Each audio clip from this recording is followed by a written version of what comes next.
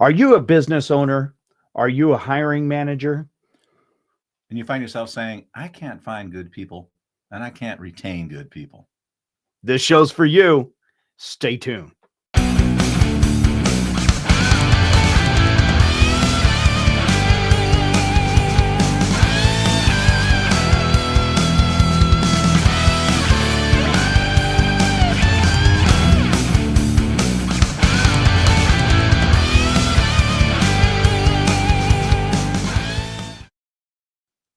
Tom, hiring's a problem. Hiring.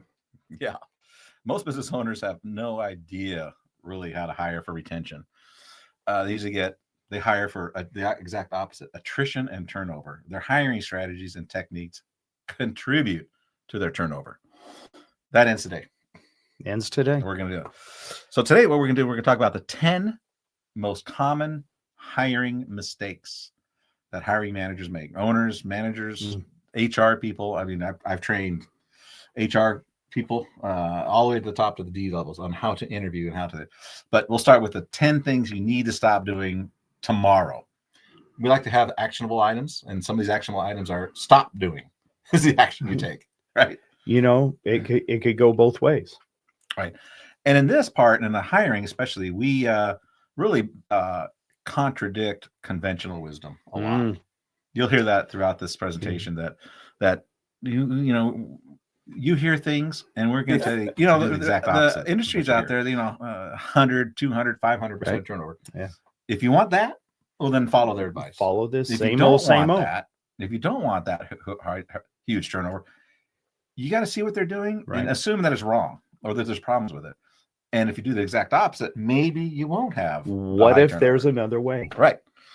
So, we get a lot of pushback too. They go, I don't believe that. Right. I don't think that's going to work. That doesn't make sense to me. Well, I challenge your 100% turnover to my 6 to 8% turnover.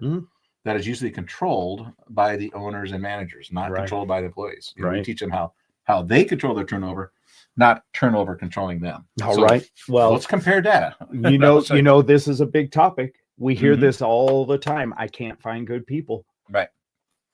That ends today. Yep. He says it ends today. Well, how are we going to implementation? It's all about implementation. So how are we going to do it? So the best thing to do is stop doing something. So here, the first one that you got to stop doing, right? You have to stop interviewing and hiring under pressure because you're desperate. Now, how many people hire like that? I do it all the time. I've done it in the past all the time. I don't do it anymore because of our program. But what do you do if I need a warm body?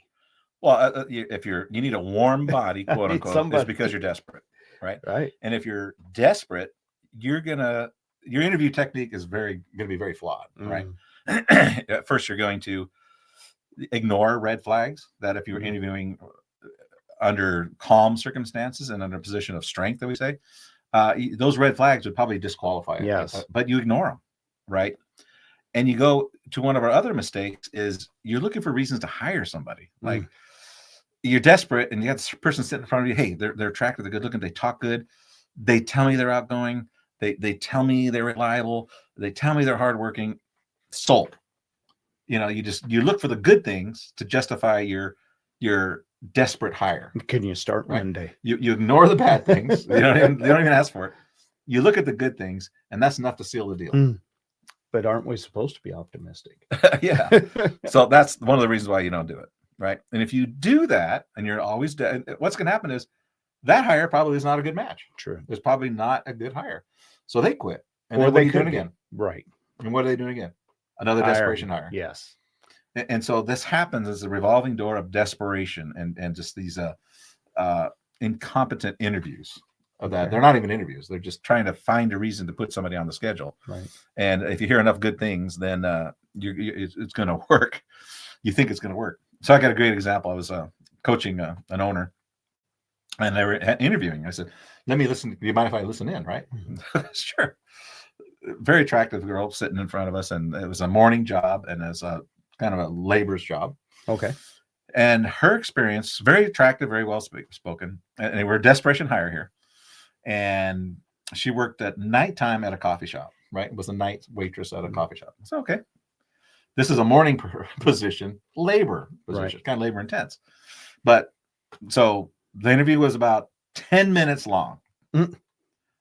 And I said, so what'd you think? I thought he was going to tell me, no way, not a match, right? He said, she starts Monday. I said, well, hold on a second, time out.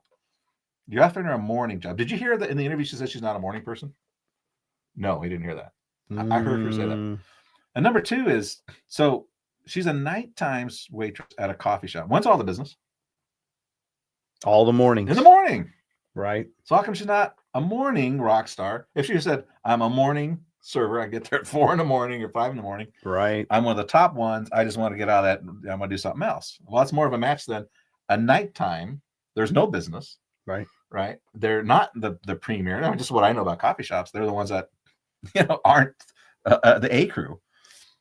And she got hired. You know how long she lasted? 3 weeks. Not very long. 3 weeks. Yeah, right. I said, and she started up late because she told you she's not a morning person. And he says, he called me, he goes, I don't want to tell you this, but you were right. I go, which one? Right. What I tell you about the girl? I said, I knew it. 3 weeks. How long? 3 weeks exactly. And the bad thing about that is you have regular customers that come in at a certain time. And if you keep turning over, then you're ticking off your customers. And you know what, Tom? You tell me, but doesn't it get a little expensive hiring? Oh, unbelievable. I mean, the cost of turnover is just, when you put they got numbers for it, but I add those numbers. I add to not only the supplies and the training and the wear and tear and the resources, but they're experimenting on your customers, right? So you're losing customers. Right. It's just prohibitive. And then the trainer's time. And then if you have turnover, the trainer's time. Right. And pretty soon the trainer turns. They're like, this is ridiculous. I don't want to do this anymore. So turnover is just prohibitive. You can't have that kind of problem. Another thing about the whole problem is, how do we start the show? I can't find good people. Find good people. Okay, so are you finding bad people? I mean, we don't see people, and you shouldn't see people as good or bad. Right. They're a match or a mismatch. I like that. I like that concept. Right. Because if they're bad people, how do you know they're bad people? Right. Because they weren't a match, they're a bad person. Right. And they pick up on those tones of, I am a bad person. Am I a bad person? And the other place they see people as good and bad. How this person's bad? And then I've had people that I've interviewed and didn't hire them. And then I may or may not have give a good vibe at the interview, and they never come back to the store as a customer. We see people as a match or a mismatch, because good or bad, that really is irrelevant. There could be future customers, right, or present customers, or past customers. So they're people. Are they matched to your concept, your culture, your job description, your leadership, right? Are they a match to that? Or are they a mismatch to that? And it really seems like that would be very important in the smaller towns where you don't have a lot of gene pool to pull from. Yeah. So it's important everywhere, but especially in a smaller town. Well, yeah. And then, so again, I can't find good people, right? I always ask them, okay, how many employees do you need to run this place when you're fully staffed? Right. The 10, good question. 15, 30, whatever. It's okay, whatever it is. Can you tell me how many W-2 forms you sent out last year? They go, well, okay. Why is that? Well, those are the forms you send out because they don't work for you anymore. Right? You have to send a W-2 at the end of the year. Right. So how many? So a typical answer in a restaurant, 30 employees. I get anywhere from 60 to 120 W-2s. That's a lot of hires. So I'm like, you don't have a hiring problem. Even if the staff is only 5, they're sending out 5, 10, 15. You've changed your crew 3 times. You do not have a hiring problem. You got people coming in and out of here. I mean, and then put a dollar amount to those W-2s. Oh, that's a dollar amount to that. Correct. So you don't have a hiring problem. You have a selection and retention problem. That's something you don't hear all the time. The issue. It's not hiring. It's selection and retention of all these people coming in through your doors. That's what the real problem is. And once they down on that, they go, okay, I need to change some things and change my hiring. Is what it is. And now you've spent money training them the first time, training someone new because you had to hire somebody. So the interview process, now you're training someone else. Now you're training someone else. Now you're training someone else.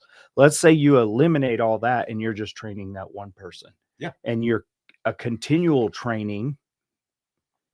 with that same person adds to the retention. Yep.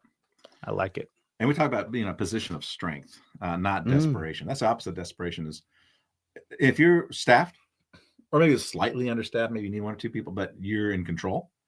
In control means I know who my next turnover is going to be.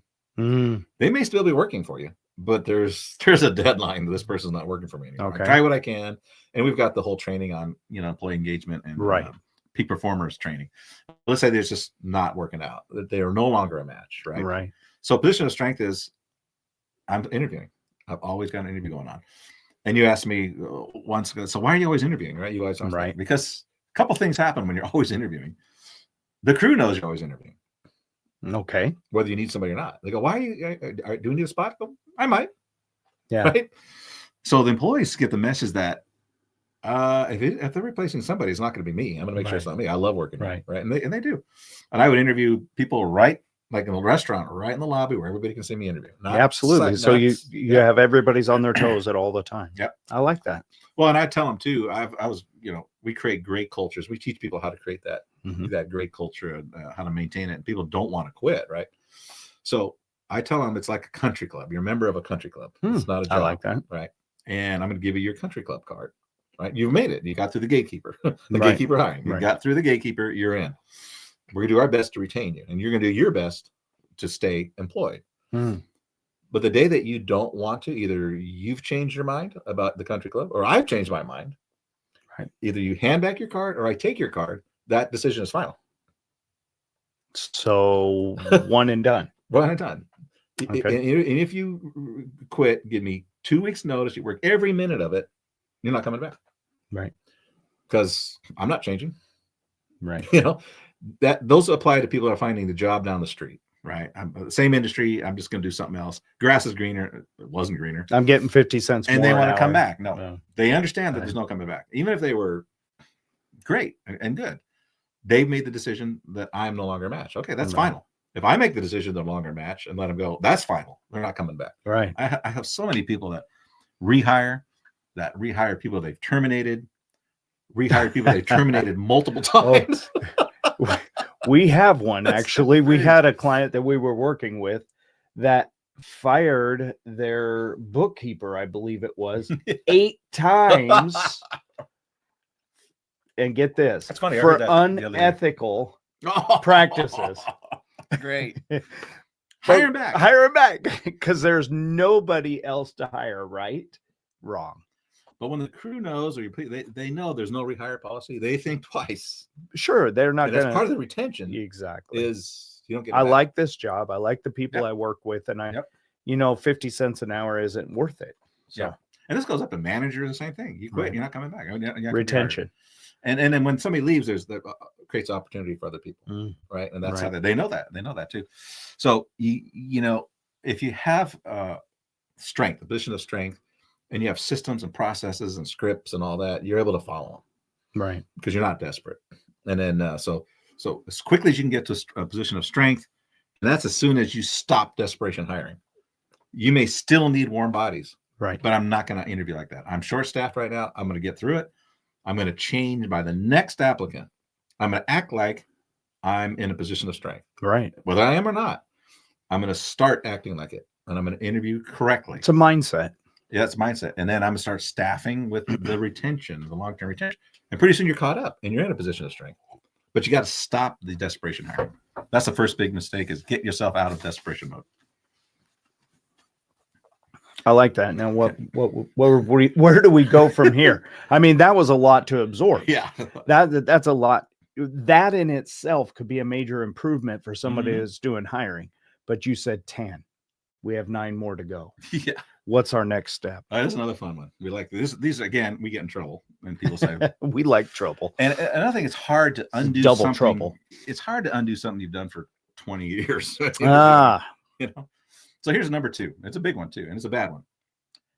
Stop selling the job to the applicant. I'm guilty of that. Everybody is. I'm guilty of selling the job. What is selling the job? Well, you tell the applicant sitting in front of you how great it is to work for you, all the perks, all the benefits. You can work from home. You this, that, great, boom, boom, boom. Here are my testimonials. This is great. What do you think? You want to come aboard? Of course. I want. I have a pool company. Mm-hmm. You get to hang out by the pool all day long, all summer. I've heard managers interview like, I go, time out. What do you know about this person sitting in front of you? Yeah. Nothing.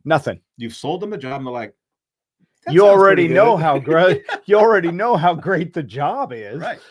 Yeah. You told what about the what about the person? 9 out of 10 times they don't live up to that Yeah, expectation. right. People are quitting anyway. Oh, so they're selling the job and trying to get that. Trying to bribe them. Hey, come on, you got to do this. I'm the best employer in town. Now, being the best employer in town is an experience, not a promise. Right. It's something that you're delivering on. Again, this is out of desperation. Like ties into desperation. This is, I need somebody. This is a wonderful job. Come work for me. Right. I'm a great employer.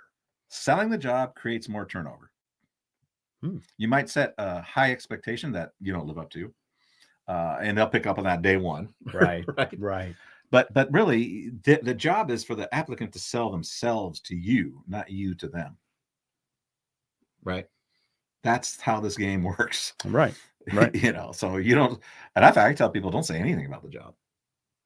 You're hiring ads, and we teach people how to write hiring ads. Okay. They attract, right, and they repel.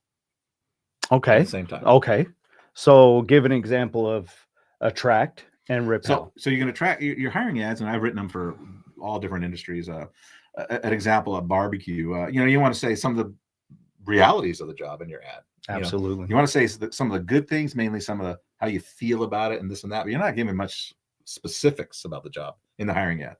But you are giving specifics about what could negatively happen. Okay. Like I wrote a barbecue ad, and it really was a good qualifier and a disqualifier. And when you want to have somebody read your ad, you go, hey, that's me. That's the first hurdle. Or somebody say, that's not me. Don't waste my time. Right. If this isn't you, don't call me. Don't email me. I don't want to have anything to do with you other than be a customer. Right. Right. So in one of barbecue ads, I said, you are going to smell like barbecue sauce, and they're going to want to eat you when you come home. It's true. Is that true or what? That is true. My dad's a meat cutter. He's been a meat cutter his whole life. And he'd come home from work, and the dog would lick his boots for 3 hours because he smelled like raw meat. So right. True statement. And then, one of the baker ad, I said, you're gonna come home head to toe in flour. Head to toe. Yeah. Your feet are gonna hurt and your back gonna hurt. Look like the Pillsbury Doughboy. You're gonna, then I go into what our marketing is about. Right. Not necessarily the details of the job. So you put them both in there, and they say, that's not me. I would never do something like that. They don't waste your time. So applying for a job. So right now it's cold outside, but we're still cleaning pools. So our ad would be something like, can you take 110, 115 degree weather, and then also can you clean a pool in 28 degree weather like it was this morning? Yeah. Qualify, disqualify. Yep. Yeah. So selling is bad. And another thing is, you're going to sell the job. You're going to do a desperation hire, right? Like first two. You're going to bring somebody in that's not a match. You're not doing them any favors really in the long haul. Right. You might think you're plugging a hole and solving a problem, but you really aren't. That applicant could go somewhere else where they're much more happy. Right. Right. Right. Where they're more fulfilled, where it's more of a match to what they're doing. You're going to bring them on. It's going to be a short-term relationship, right? And it's not going to work out for them. And it's going to be a real bad experience. They probably won't be a customer of yours because it was a mismatch. Because the feeling inside, they feel bad about it, or maybe they don't. Right. They're just angry about it. But you've oversold the job and didn't completely give them the pros and cons. And a lot of times you're doing them a favor by not hiring them and not hiring. So it's a flip, right? It's an inversion of an opposite of what you heard, right? Do them a favor, don't bring them on, and do yourself a favor, and don't oversell. Yeah. Right. Yeah, and that's a big one. In fact, I've had the selling the job is so common. I'll have owners. I want do an interview. And I said, I want you to record the interview and send it to me. And 3/4 of the interview is selling. I said, okay, I want you to listen to this. You're selling. 25% of you're actually asking something. I was doing with this guy in Texas, and he was sending me one after the other. It's bad. And he finally said, I'm not going to send you this last one because I can see I'm selling. Good. Cha-ching. It's starting to register. He finally sent me one that he was just like quiet. Yeah. And let the applicant talk. Oh, that's the flip, right? Yes. You want to talk 20% of the time, and they talk 80% of the time. Correct. And all you're doing is asking questions, asking follow-up questions. That's all you're doing. Yeah. And getting what you want out of the interview. And they're prodding them to the next level. Yeah. And they're the ones trying to sell themselves and trying to, convince you that they're right for the job. Very different than you trying to convince you're the employer in town. Right. So don't sell the job. Make sure that they're a match. If they're not a match, do not hire them. Do nobody favors. Do them a favor, don't hire them, and quit selling. That makes sense? Yeah, I love the whole match thing. I know you're going to get more in depth with that, but you don't hear that a lot. In later on in the show, stick around, because later on we're going to actually bring up interview questions that is common interview questions, and then we're going to Google we're going to Google it. Yeah, and that's going to be a fun part of the episode, so you're not going to want to miss it. Stick around. So that really people understand. And again, coaching is tell them how great you are. Right. That's what they're coached. That's what they're coached to do. We're saying, do not tell them how great you are. Find out if they're a match. If they're a match for you, and you're a match for them, and that's what the interview is all about. Third thing here, this was tough. Again, another controversial one. That's not everybody can do. Right. And it's tough. Believing everything you read and everything you hear. Man, I fall into this every time. And I don't know if I'm just gullible or what, but you get somebody across from you, clean cut, looks the part of the job that you need. And you just want to believe it, especially from a position of desperation. Yeah, you believe everything. You believe everything they tell you. And this isn't just for hourly people. This goes all the way up to managers. I've been interviewed managers, and they're executive worse. positions. Yes, absolutely. The worse it gets. They're more polished. Yeah.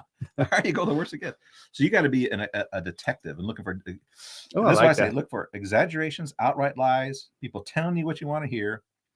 And your job is to doubt everything you're hearing. Bottom line, just put yourself. I don't believe anything they're saying, but you don't project that. This is where it's difficult. During the interview, you're the nicest, most likable person in the world, and we'll tell you techniques of how to establish instant rapport with people, so they think you're their best friend. I like the whole detective thing. I mean, that's a neat approach for a manager. You don't hear that. You don't hear that.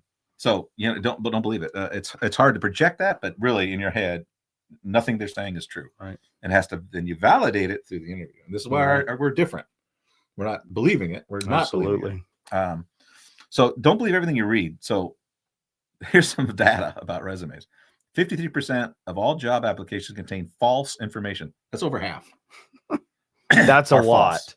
That's a lot. 34% of all application forms contain outright lies about experience, education, and ability to perform essential job functions. Wow.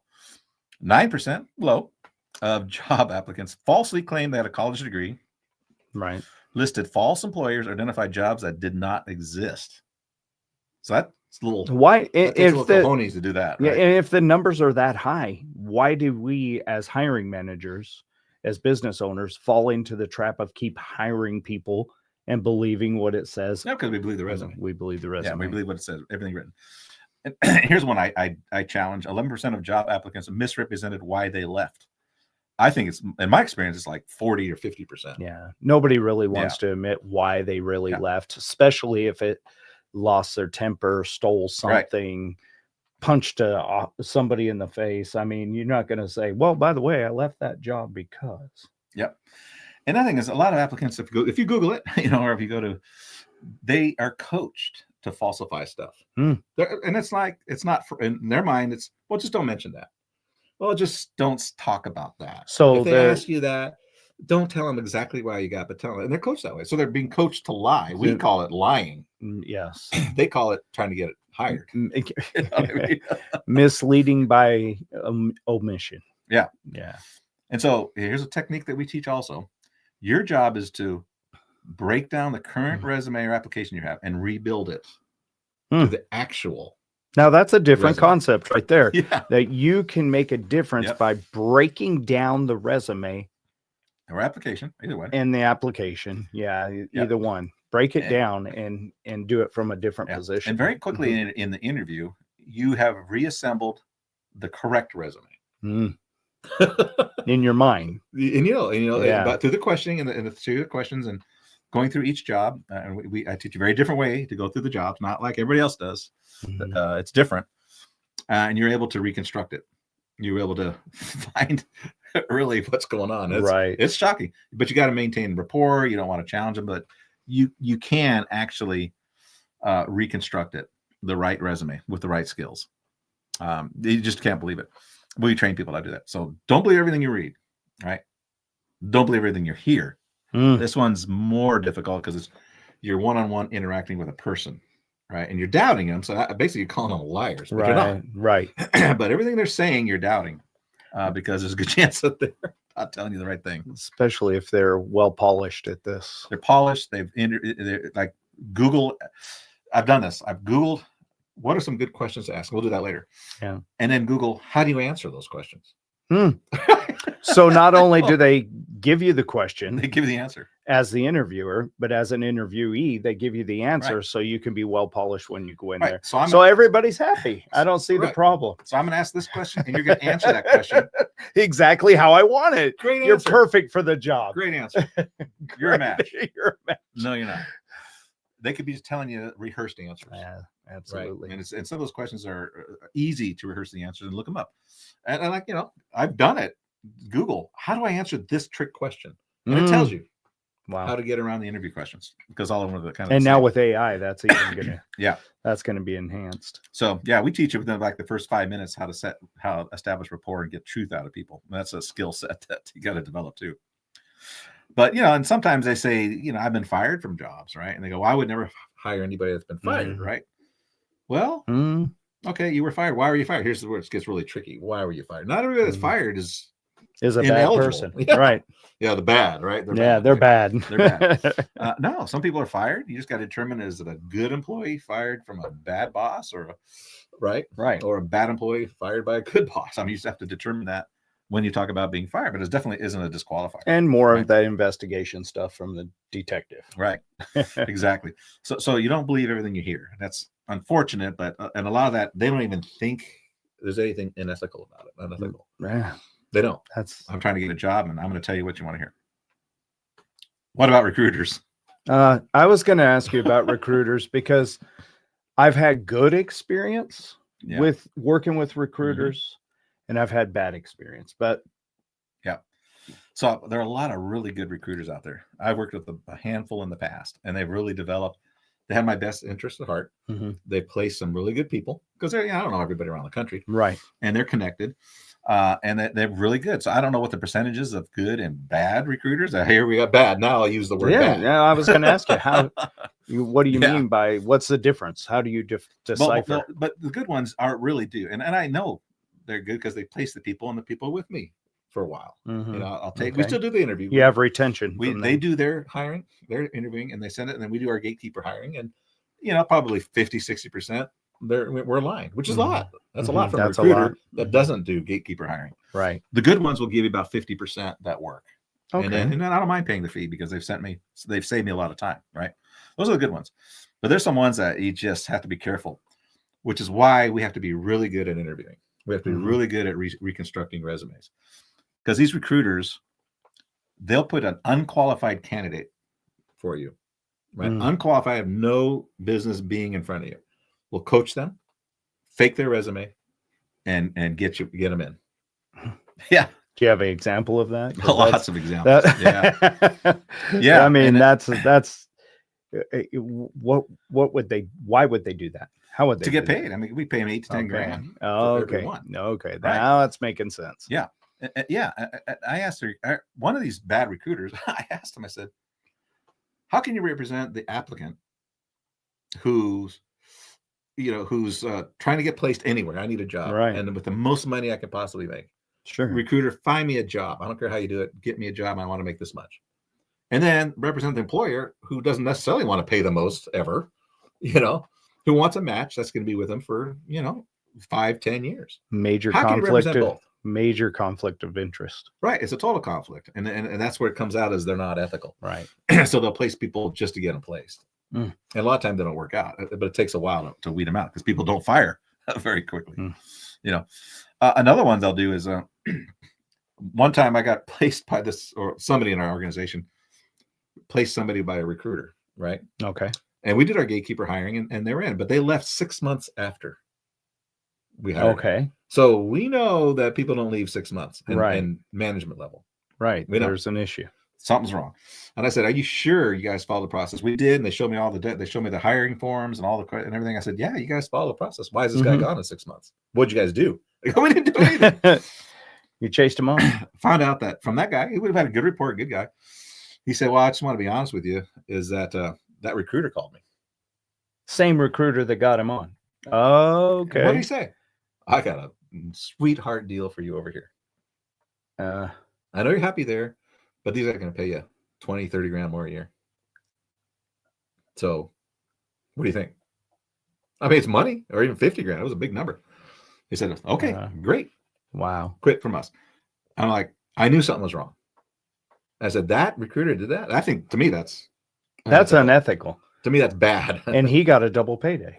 And then they wanted to send somebody else to replace the recruiter. Says, "Hey, I got somebody to replace that guy." No. Yeah, exactly. Nope, you're fired. Exactly. Because I know what you do. And they keep the Rolodex of all the people they place and just kind of move them around and just keep getting fees for that placement. No.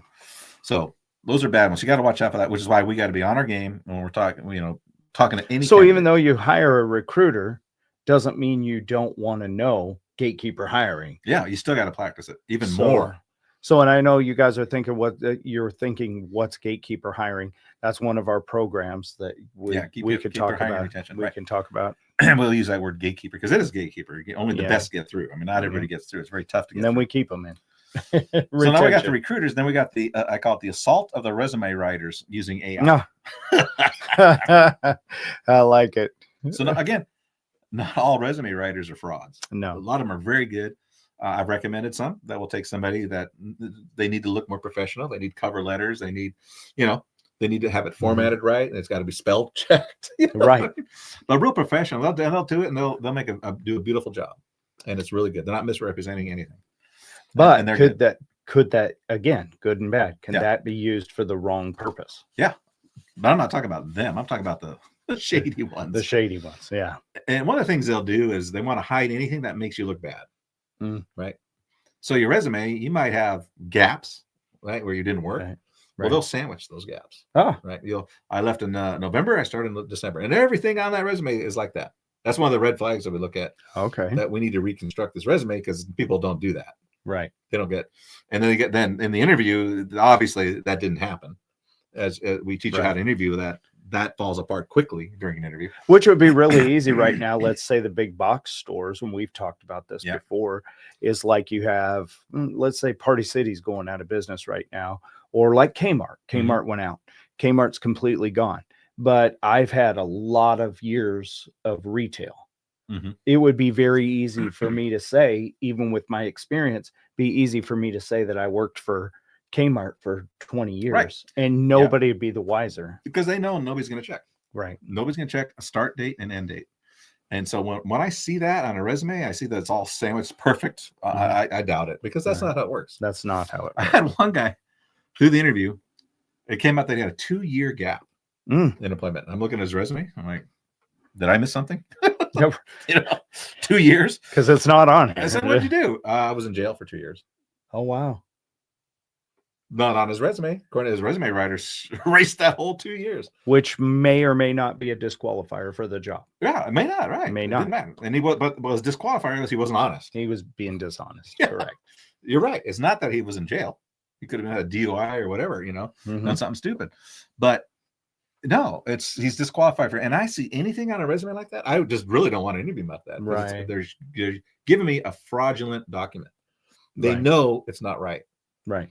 And if they know it's not, he could have the 2 years and then say, "I'd rather not talk about it." Okay, well, at least I see the gap. Right. But everything about it was false, and it was the resume writer that made him. He blamed the resume writer. He goes, "I wanted to put it in there," but I said, "But you didn't, did you?" But you didn't. It was still, at the end of the day, it's your control. It's not right. And then what else was wrong on the resume? And there was like all kinds of things on right. So that's bad. And they exaggerate accomplishments. So you really got to know your industry when you're interviewing. Like one said, "I built sales in 3 months up 55%, and I lowered the costs." All these just crazy numbers. I said, "How did you do that?" Mm-hmm. He said, how did I do what? Well, your resume said you did all this. Right. So how did you do it? Right. Dead silence, crickets. Right. So you got to expose all that. It doesn't matter. So they'll put stuff that didn't work. They'll job titles that you didn't have, accomplishments that you didn't do or exaggerated. Yeah, and it was really bad is when you got a bad recruiter with a bad resume writer teaming up on you. Oh, and you got this person sitting in front of you with a resume. Right. You don't know where he got it. So your job is to what we're talking about. You still do the interview. You still go through the. You have to go through the gatekeeper process. Absolutely go through the gatekeeper process because you're from a position of strength. You have time to dig through it. And there's even applications. Yeah. And you're not going to sell the job, right? They're going to sell themselves and never do it out of desperation and never sell the job. Right. And you're not going to believe anything you hear. Those first three things, you're going to uncover the lies and deceptions multitude of on the resumes and then their and what they're telling you. Like those three things. Yeah, it's a buddy of mine, and this is a real story to blow your mind. He was working for us, but he wanted to fly home. He wanted to work home. He came and moved for the company, but he wanted to go back. Right. We didn't have a store in where he wanted to go, so he hired a recruiter. And he said, I'm going to get a recruiter, and the recruiter's going to find me a job. So I get good. So later on, he said, hey, Tom, I got a really good deal in Kansas. It's a coffee shop. It closes at 2. I'm out of there by 4 every day. Good salary, good benefits. I go, oh, congratulations. That didn't take long. That worked. Good job. So good. That's good. I mean, his background is barbecue and burgers and, this kind of stuff. But, okay, you can work in a breakfast house, All right, sure. Go for it. So I keep track with him, and I say, how's it going? He goes, not good. I said, why not? He goes, I don't know what the heck I'm doing. I go, what do you mean? He goes, I've never worked in a breakfast house. I don't know how to flip eggs. I'm supposed to be in here flipping eggs and omelets and all this stuff. He goes, I don't know how to flip an egg, and I've never made an omelet in my life. He says, and they're sweating me. I said, well, how silly that they hired you for this position. I said, what is that? And he got called in by the district manager. He goes, how come you're failing so bad? He goes, because I've never done anything like this. And he says, but your resume says you were a GM of a high volume Denny's for 2 years. Oh, no. And my friend said, what? And he told me that. I go, you didn't look at your resume? He goes, no. Deer in the headlight. I didn't know that. They put that job on there. 2 years. And that's what got him the job. And he was fired like 3 months later. No.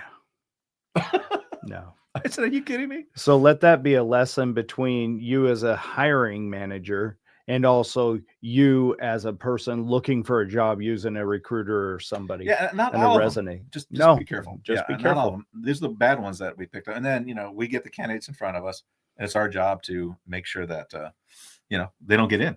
Right. And these are how you don't let them in, is avoiding the mistakes that we're talking about. So don't believe anything you read. Don't believe anything you hear. And when they do get through that gatekeeper, right, you got a good one. Yeah, absolutely. You got someone that's not lying, that's not deceiving, that's not. That's a perfect match for the job. Yeah, that's the basics you want. Number 4. Yeah, another good one. You're gonna love this one. Asking questions that have nothing to do with the job.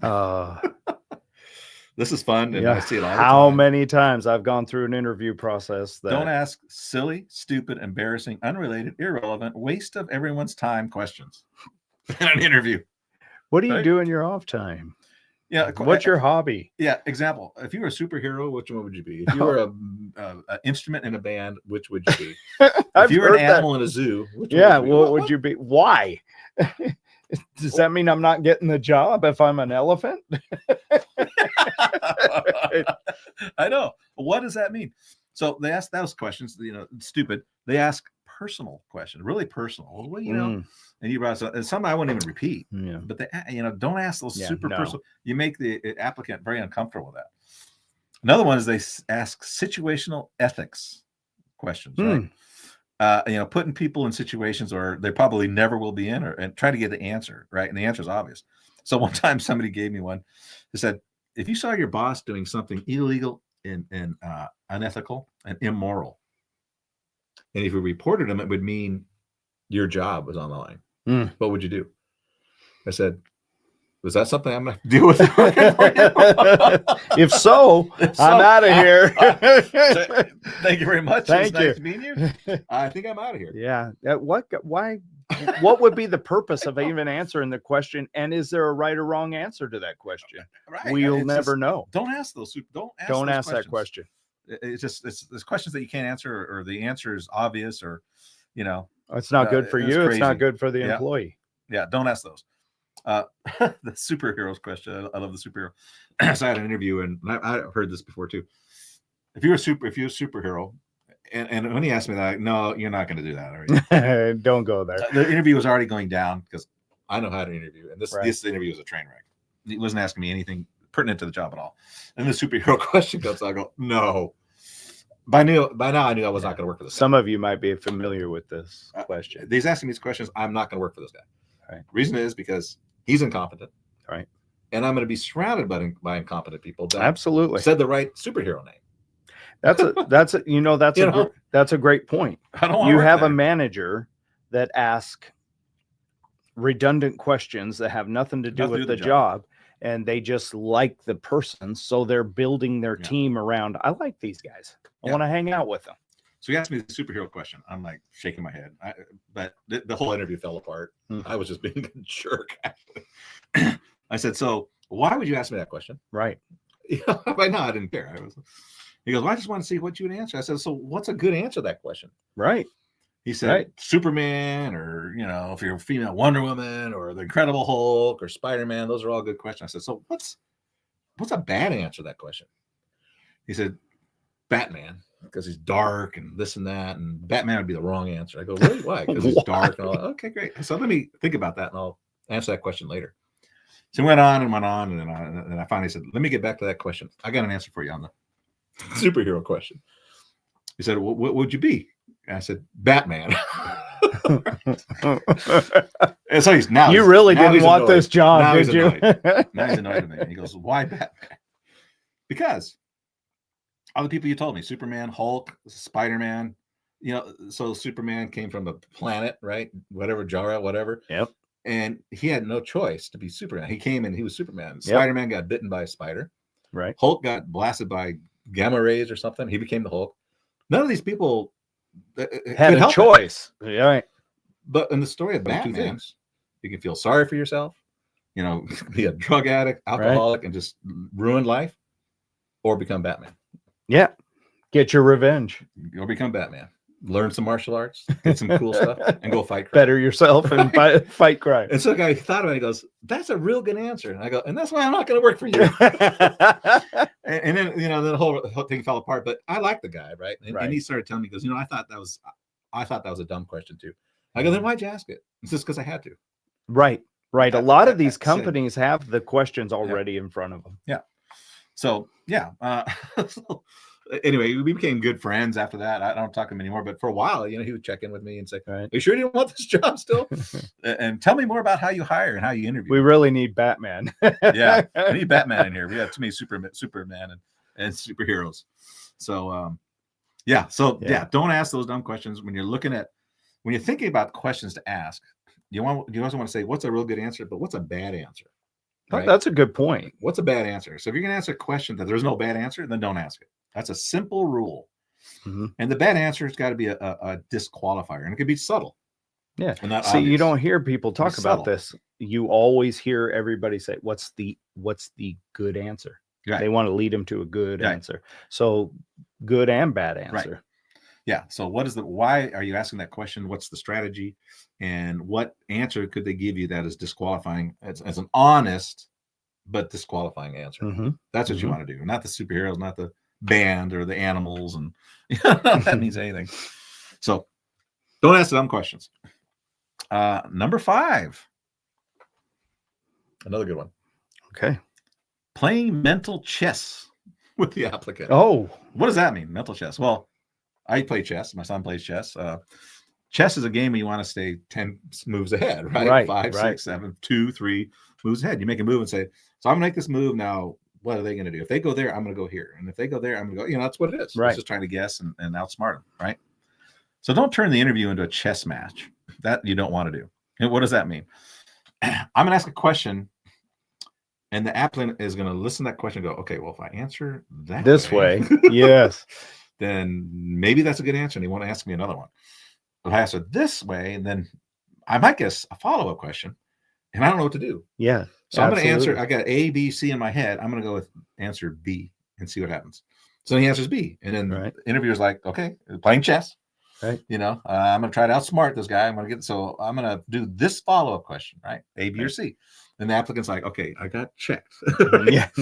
How do I get out of this check? So, well, if I move my pawn here, root. So if I say this and I answer that, if I look vulnerable at this time, right, I should act vulnerable, right? Right. I should say, oh, I failed, or self-deprecating humor or something. It's all a chess game. It's all a chess game, and nobody. The answers aren't true. They're not honest. Right. Absolutely, and then that happens all the time. That's how normal business operates. And then you don't have the retention because that guy or gal comes on and their whole time they're not worried about the actual job of matching the job. They're worried about the chess game. Right. And who checkmates is one who wins. Either the guy gets a job or the guy doesn't get a job. And who really won that chess, mate? Well, who loses is the owner. Is the owner. Because because the retention is not going to be there, because it was just some people have become professional interviewers. Yeah. And interviewees. Yeah. Yeah. And another problem is nobody's really teaching these concepts that we're talking about. None. I've looked and I Googled, and I think, we're truly unique in that we are saying the exact opposite. Of absolutely. So I think at this point, let's Google some interview questions. Okay, but hold on. We didn't bring up our coffee cups today. Oh, okay. Well, you go first. Well, I got a Trump cup. Dad, let me tell you something. Nobody is better at fatherhood than you. All other dads are a disaster. I love you tremendously, and I want you on my side of the wall. Okay. I take it that was a Father's Day cup. Yeah, it was. You're a great dad. Believe me, everyone agrees. And it's Trump. Unreal. So I went real simple today. USA. Yeah, there you go. You know why USA? Because we believe in the American dream, and you do too. You just need some help. All right. Let's Google some questions to end this episode. We're not going to get all 10 in today. So let's Google these questions to end the show. So what am I Googling? So Google best interview questions to ask an interviewee. Okay. Let's see what comes up. Best interview questions. Let's get a real professional list. Harvard. Okay, maybe, but I don't know if they're that much about interviewing. Who else? Got a couple private people there. Privates, yeah, I don't know about I don't know those. who they are. How about Indeed? Indeed, okay, Indeed, they should know what they're doing. Yeah, if Indeed they have Indeed. Indeed has questions. Indeed, 15 good interview questions by Indeed. So these are questions that Indeed recommends. Yes, and these are what they're in the recruiting. They're into okay. Let's see. I got some good. I'm going to question you now. So let's rate them. Are you ready for this? Let's rate them A, C, and F. A is a question that we would ask in gatekeeper hiring. Okay. C is maybe if it was reworded. Okay. Or using a different strategy, then that's okay. And F is like, don't even ask. Don't it's go a waste there. Of time. Okay. Let's see what we have. And what we learned so far is asking questions that have nothing to do with the job, right? Asking chess questions. It's a chess game. Yeah. Right. Be a detective. Yep. And being a detective, detect lies. And don't believe everything. Don't believe everything. Okay. What attracted you to this position specifically? Okay, so that's probably a C question. What attracted you to this position specifically? This would be, I would ask somewhat like that if I'm tracking an ad. Okay. Right? So what in the ad, what I'm asking is what in the ad what piqued your interest of the right, job? because we know our ads are attracting and repelling. Right. Well, this ad attracted this person. So I would use that question as what in the marketing, basically, because I want to make sure that marketing works. What in the marketing made you show up for an interview today? Okay. That's how I would interpret it and use that. Now, maybe what does Indeed say? What do you use? Why would they ask that question? It's a great way to begin the interview. All right. You can't make it up. It says it right here in black and white. All right. So Okay. another thing that you brought up that I think you were tracking your ad, Yeah, tracking and your ad. that would be your ROI on your ad. Yeah. So that's a Right. different hat of the 4 hats that you wear from. Yeah. And you're looking at keywords and buzzwords. That absolutely. attract, especially if that person gets hired. Right. You want to know what triggered. Right. Because What you want to get triggered. more like, okay. Yeah. Okay. A C question. Okay. We got a C question. We're off to a good start. What's number 2? Okay. Number 2. What hard skills make you most qualified? What hard skills? Now, if they more qualified than who? Exactly.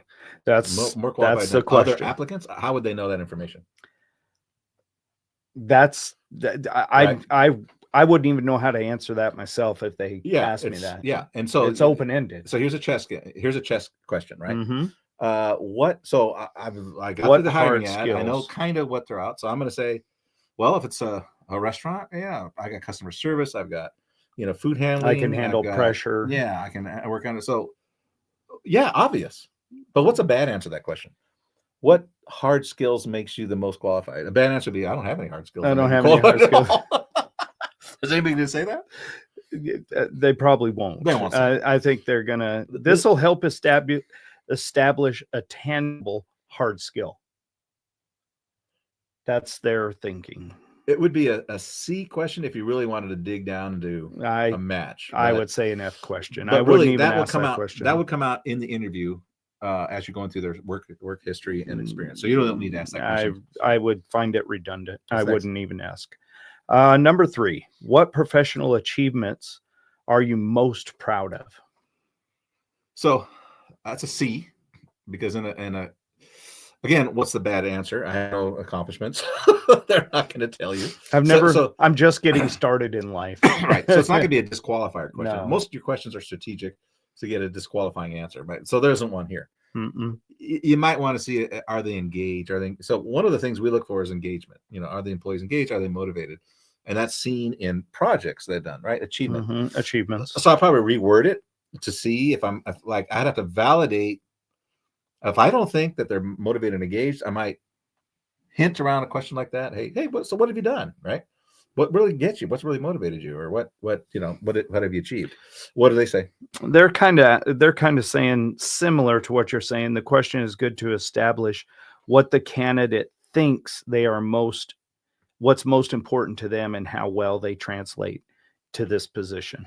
That's kind of fluff. It is fluff. But it's C at best. Yeah. Number 4, can you think of a time when you had to overcome a challenge in a workplace? That's a rehearsed answer.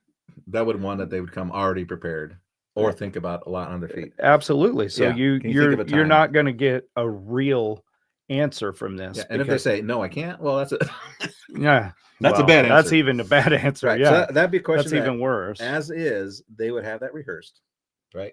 Mm-hmm. You think of a time when you had to overcome a challenge, and that's a common question. Well, you'll Google that and see that come up, and they'll tell you how to answer it. Well, here's the thing I'm thinking of too: is what job doesn't have challenges? Yeah. So if you can't think of a challenging time in a position of a job, or are they just going to make something up to make themselves look good? Yeah. The only time that would be a C question is if you're using that because you doubt their temperament, or you doubt that they have hot heads or something like that. So, so tell me about a challenging time, because now you're following up on a red flag. Right. You would want to find out, okay, well, tell me when you were challenged, what happened like that, because they've gone down that rabbit hole. Right. Now you want to get examples of that. So it could be a C question in that context, but head on, it's going to be rehearsed. They're going to know how to answer it. Yeah. And there's no bad answer other than saying, I can't think of anything. And are you getting a true temperature of an employee? Right. Now, if they're giving you answers like, I can't think of anything, then your hiring ads are not doing their job. Right. This goes back to the hiring ad. That's a good point. Is go back to the foundation. We want everything that we do is strategic and foundational. Yeah. And that would be the foundation, is going back to the ad and see where the ad failed you and to write better copy for the next ad. What's the next question? Number 5, do you prefer the work alone or in a team? Trick question. Well, so here the answer is in the question. Yes. What do you say? I'm going to say, yeah, I'm sure you want me to be a team player. Yes. So the answer is in the question, which is why you would never ask this question. Right. It's obvious what the answer is. And when you think about teamwork, it's really a team is a bunch of highly performing individuals, right, coordinating and communicating together. Right. That's what a functional team is. Correct. It's not like everybody is at the same level and we all, we all just ebb and flow together. It's no, you got high performers and then you get some coordination and communication. But there, the answer is in the question there, so you would never ask that question.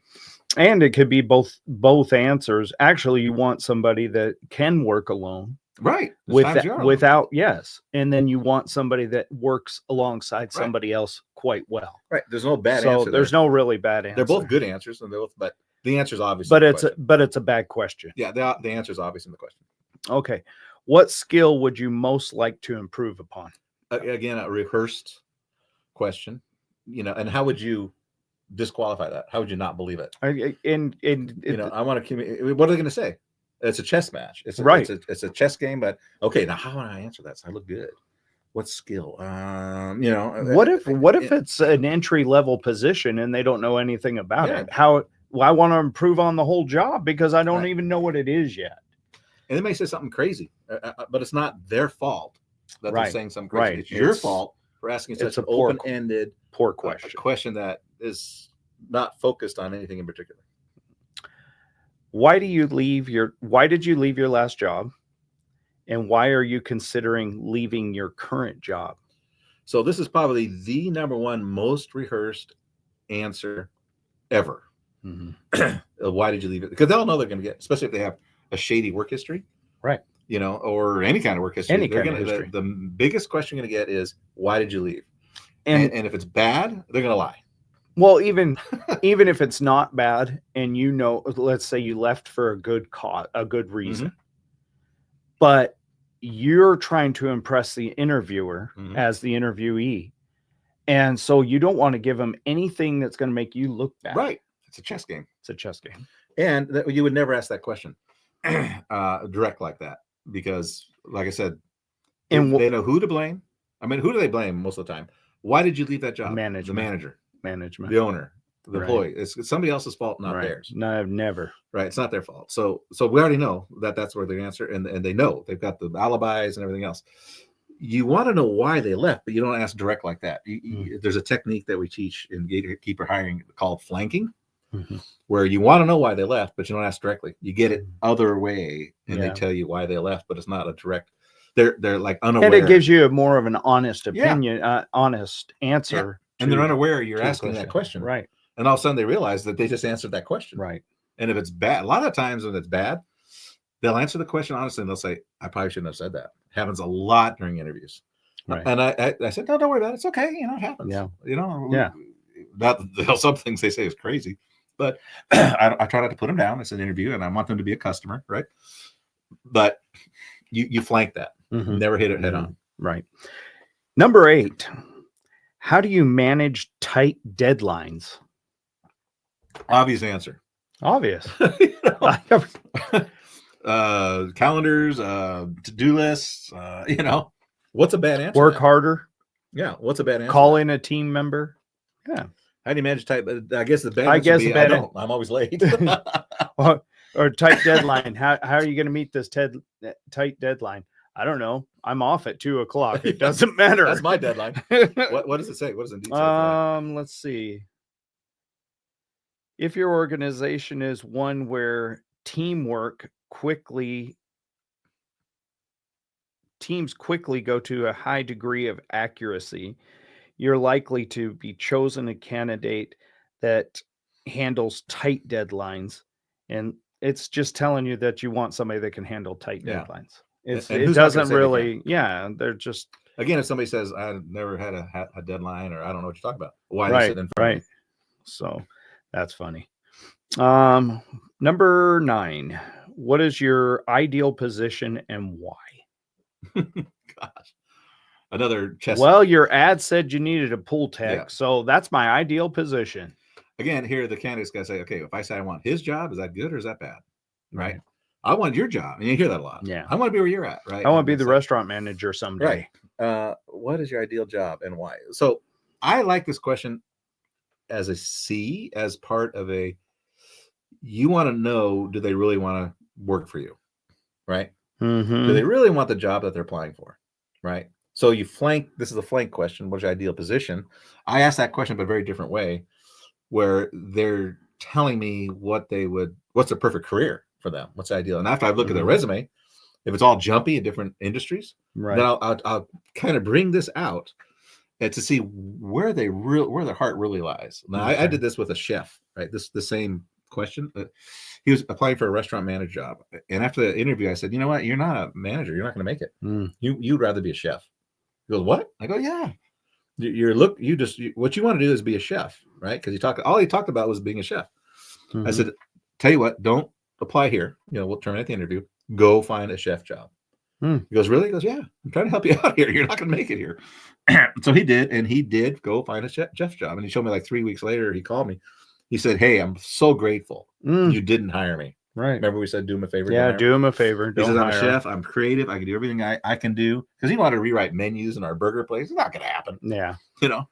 It's all the things he wanted to do. We would not let him do. So he's creative there. He's doing all that. And he was happy as could be. So, that's kind of what they're saying. Ideal position? Yeah, that's kind of what they're saying. You're trying to find out their short skills so that you can, see if they're a perfect match for the job, but actually to enhance their position. But you don't need to ask that question like that. It comes out in the interview. It comes out as a red flag. Right. Well, why are you applying for this job when your experience is elsewhere? Yeah. Like retail. I have a lot of people at retail trying to come to restaurant. Yeah, but I don't see any transferable skills over here that are really going to be matched for you. So that is the spirit of that question. It's important, but it usually comes up as a red flag during interview. Okay. Is that they really don't want that job you're offering them. Number 10. How would your coworkers describe you? I love this question. It's a very common question. It's a common question. But how are you going to answer that question, right? They're so open-ended. Team player, kind. I'm cover. And the bad answer would be, they hate me. They hate me. I don't get along with anybody. I have a foul mouth, foul language. Please give me the job. Yeah, I'm bad with customer service. I take their stuff from their lockers. I eat their lunch in the refrigerator. Are you finished with that? Yeah, I'm done. But what kind of question is that, right? Yeah. How would your coworkers? Again, it's a question that they're going to pass, and they're going to believe it, right? Because they told me all this stuff is really great. They're going to be a great match for my team, and you have no idea if they are or not.